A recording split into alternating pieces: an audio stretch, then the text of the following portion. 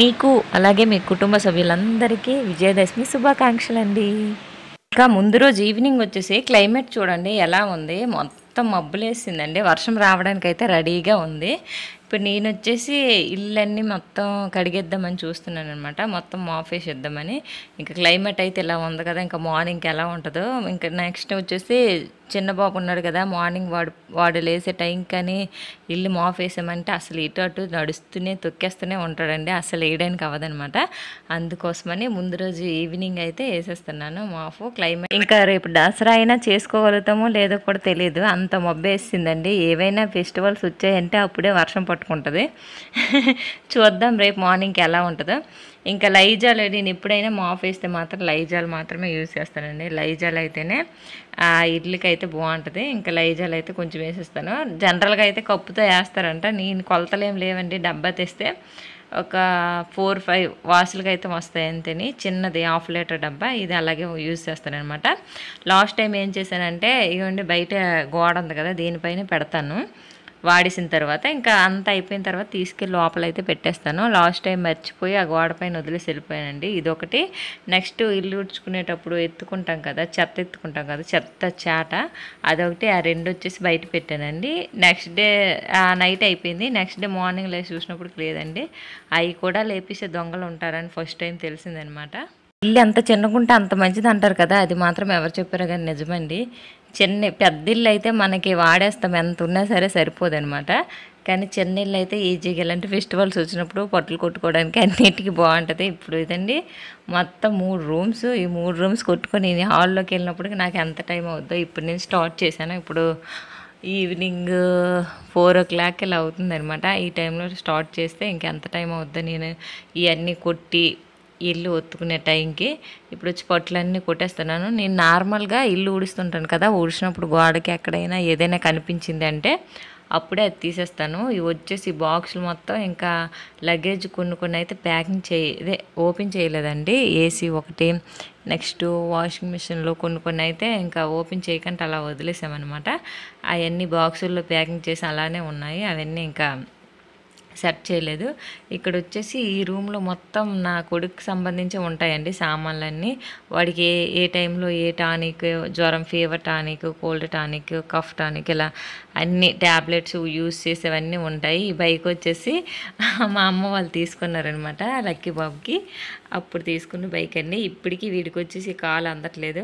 అక్కడ కూర్చుంటే ఎవరో ఒకరిని ఎడితే తప్ప ముందుకెళ్ళు. కొనేటప్పుడంట ఆయన చెప్పారంట, ఇది వచ్చి గట్టిగా ఉంటుందండి, ఈ స్కూటీ వచ్చేసి ఇదే తీసుకోండి, మీ మనవడికి ప్లస్ వాడి కొడుకు కూడా సరిపోద్దని చెప్పారంట. ఇంకా మా అమ్మ వాళ్ళు సంతోషంతో ఇంకా చిన్నవి ఏం తీసుకోకుండా ఇదైతే తీసేసుకున్నారు.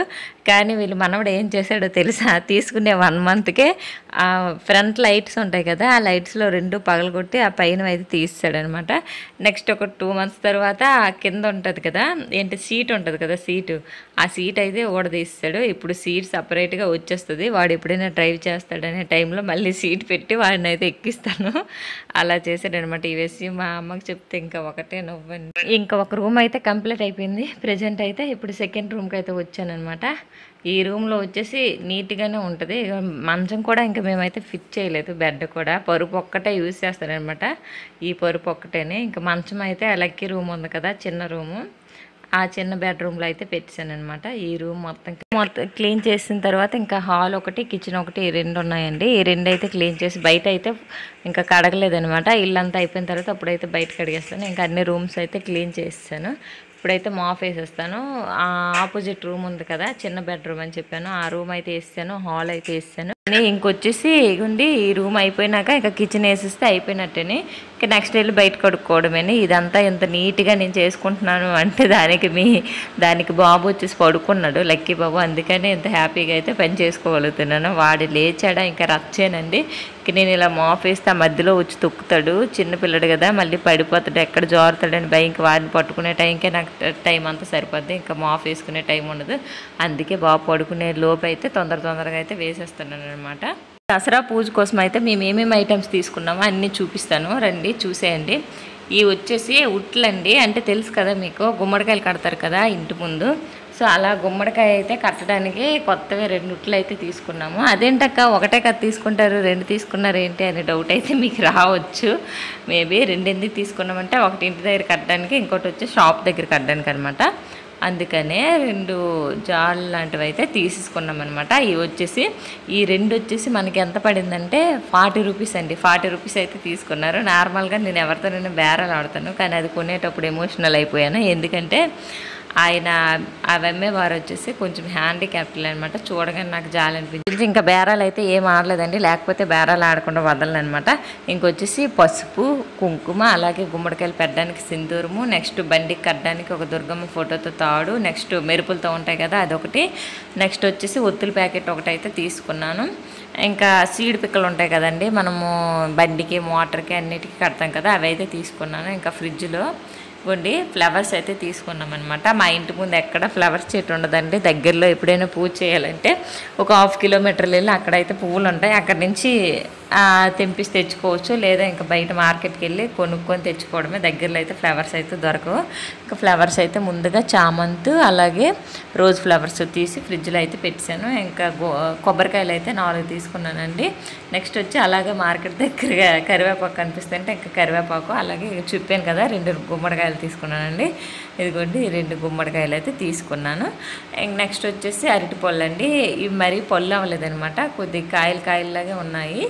ఇది వచ్చేసి ఆమె చెప్పిందనమాట తీసుకునేటప్పుడు కాయలుగానే ఉంటాయి, కానీ కవర్లో పెట్టి కట్టేశారంటే మార్నింగ్ అంతా పొల్లు అయిపోతాయి అని చెప్పి అందుకనే కవర్లో పెట్టి కట్టేశాను. అలాగే లెమన్ కూడా తీసుకున్నాను, నిమ్మకాయలు కూడా. మార్కెట్లో అయితే ఎక్కడ ఖాళీ లేదనమాట, అన్నీ డబుల్ రేట్సే ఉన్నాయి. ఏదైనా మనం బేరం ఆడాము అంటే అమ్మ ఇది రాదండి పక్కకెళ్ళి కొనుక్కోండి అంటున్నారు, అంతే ఒక్క మాటలో సింపుల్గా తేల్చేస్తున్నారంటే. అదే నార్మల్ రోజుల్లో అయితే మనం మార్కెట్కి వెళ్తే వాళ్ళే మనం పిలిచి మరీ అడుగుతారు కదా ఇది కావాలా అది కావాలని. ఇప్పుడైతే అది లేదండి, పక్కకెళ్ళిపోమంటున్నారు. ఇంకా గుమ్మడికాయలు వచ్చేసి ఒక గుమ్మడికాయ వచ్చేసి 150 160 ఇలా అయితే పడుతుందండి మార్కెట్లో. చాలా దారుణం అనమాట, ఇలా ఉన్నాయి రేట్లు దసరా ముందు రోజు.